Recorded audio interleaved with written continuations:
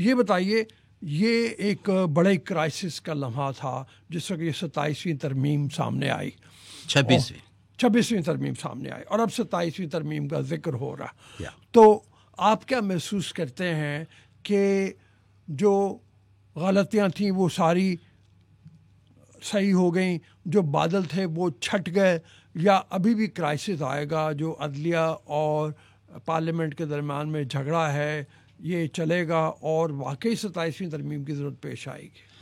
میرے ایک pod cost per پڑھا ہے، انہوں نے میرے سے پوچھا تھا کہ چیف جج کے بارے میں آپ کیا کہتے ہیں، کیونکہ میرے پاس بے شمار ججز، bureaucrats included chief of army جو بیٹھے ہوئے ہیں جی، اس سے پہلے بھی، اور بے شمار 3 اسٹار جرنیل، اور اس کے بعد بیوروکریسی بے تحاشا تشریف لاتے ہیں. اچھا، میں ان کا بہت مشکور ہوں. ٹھیک ہے. میرے سے جب یہ پوچھا گیا تو میں نے آپ کے ہاں ایک پوڈ کاسٹ کیا تھا جو میں پچھلا کر کے گیا، جج صاحب کے بھی حوالے سے بات کی تھی کہ انہیں کہا جائے گا جو بن رہے ہیں کہ آپ کو ہم نہیں بنا رہے، اور یہ آن دا ریکارڈ ہے. ٹھیک ہے. اور پھر اس کے بعد آپ ہی کے اس سے پہلے والے پوڈ کاسٹ میں کہہ کے گیا تھا کہ یہ ایک ٹرائی کا ہے. ٹھیک ہے. اس میں عمران خان بیٹھے ہیں جنہیں 200 ملکوں میں جو عزت اور شہرت حاصل ہے شاید ہی پاکستان میں کسی کے نصیب میں آئی ہو، لیکن ان کے ہاتھ پر مقدر کی لکیر بکھری ہوئی ہے جس کی بنیاد پر اقتدار کے حوالے سے بات نہیں کروں گا ابھی. ٹھیک ہے. پھر اس کے بعد آ جاتے ہیں دوسرے ٹرائی اینگل کے. یہاں میاں برادران بیٹھے ہوئے ہیں. ٹھیک ہے. اور میاں برادران کے حوالے سے یہ ہے کہ وہ کہتے ہیں کہ ہم آخری سانس تک کھیلتے ہیں، اور اوپر والا بیٹھا ہوا شخص کہتا ہے میں آخری گیند تک کھیلتا ہوں. اب یہ آخری سانس تک نہیں کھیل سکے، اور تیسری طرف آ جاتے ہیں یہاں محترم آصف علی زرداری صاحب بیٹھے ہیں. ٹھیک ہے. وہ سیاست نہیں کرتے، چال ڈالتے ہیں. جس طرح سے میں بول رہا ہوں اسی طرح سے پوڈ کاسٹ میں بول کے گیا ہوں جی. وہ چال ڈالی. اب کہ یہ یاد رہے کہ ان کی چال یہ جو تھی اس طرح سے نہیں ڈال سکے جس طرح سے وہ چال ڈالنا چاہتے تھے. مشکل بن جائے گی یہاں تھوڑی سی محترم آصف علی زرداری صاحب کے لیے. میاں صاحبان کے لیے تھوڑی سی مشکل تھی. اس مشکل سے وہ آہستہ آہستہ چونکہ سیاست کرنا جانتے ہیں. میاں نواز شریف صاحب کے ہاتھ پر بھی ڈبل راجہ یوگ پایا جاتا ہے. ٹھیک ہے. اور میاں شہباز شریف کے ہاتھ پر 4 انتہائی غیر معمولی sign, mount of Jupiter, mount of Saturn, mount of Apollo اور ماؤنٹ آف مرکری پر عمودی خط پائے جاتے ہیں.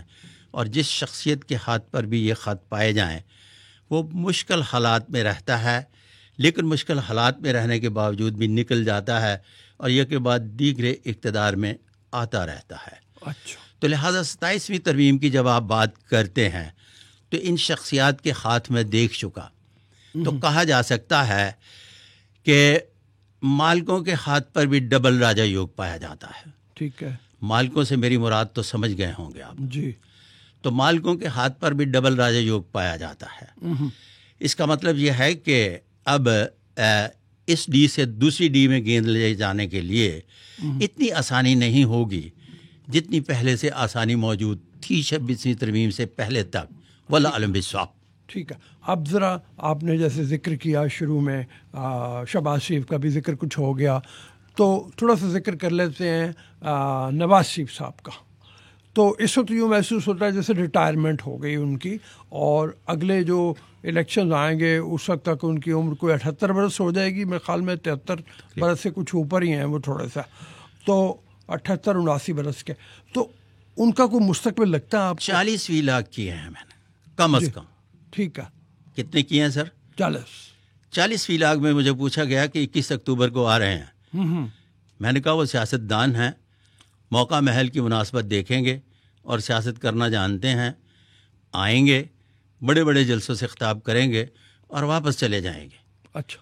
جب تشریف لائے, بڑے بڑے جلسوں سے خطاب کیا, پرائم منسٹر آف پاکستان نہیں بن سکے. پھر اس کے بعد وی لاگز ہوئے, اور انہی وی لاگرز نے میرے سے یہ دوبارہ کوشچن پوچھا کہ ابھی وہ واپس نہیں گئے.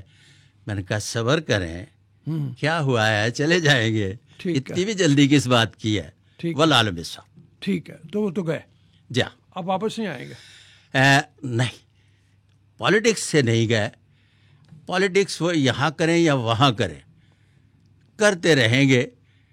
جہاں تک اقتدار کی بات ہے تو اقتدار کی جو راہداریاں ہیں وہاں بند گلی میں چلے گئے.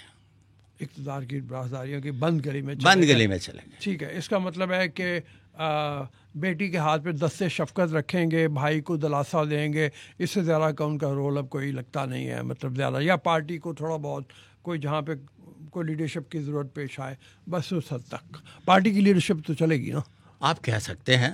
اچھا. اب ذرا ان کی صاحبزادی کے بارے میں بھی بات کر لی جائے کہ ایک مرحلہ تو ان کا پار ہوا, وہ پہنچ گئی, منصب پہ پہنچ گئی پنجاب کے, تو آگے کا آپ کو ان کا فیوچر کچھ لگتا ہے اس سے آگے؟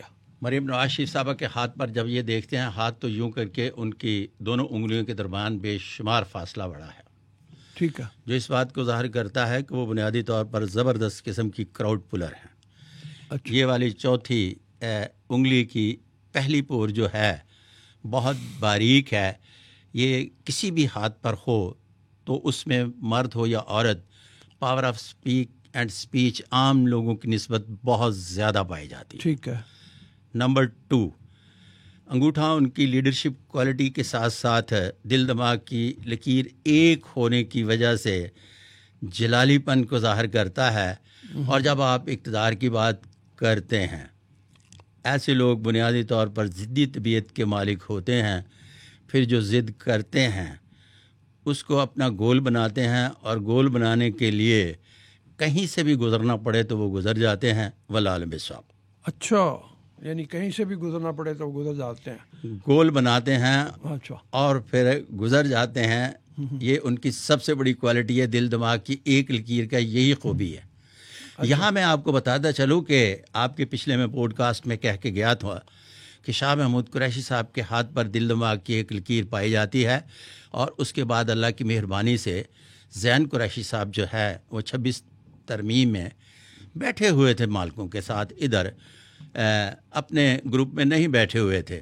اور ساتھ یہ وضاحت کر کے گیا تھا کہ دل دماغ کی ایک لکیر والے جب جس وقت تک چلتے رہتے ہیں محسوس نہیں ہونے دیتے, اور 100 سال کے بعد جس کو ساتھ لے کے چلے ہوتے ہیں پتہ چل جاتا ہے کہ میرے ساتھ ہاتھ ہو گیا. تو اسی لیے جب یہ ٹرائکا بنا تو اس وقت میرے یہ ذہن میں تھا کہ محترم آصف علی زرداری سیاست نہیں کرتے, چال ڈالتے ہیں. اچھا. تو دوسری طرف مجھے یہ بھی پتا تھا کہ جن سے ان کا پالا پڑا ہے وہ بھی ہوا کو روکتے نہیں, راستہ دیتے ہیں, سانس چلنے دیتے ہیں, مارتے نہیں. اچھا.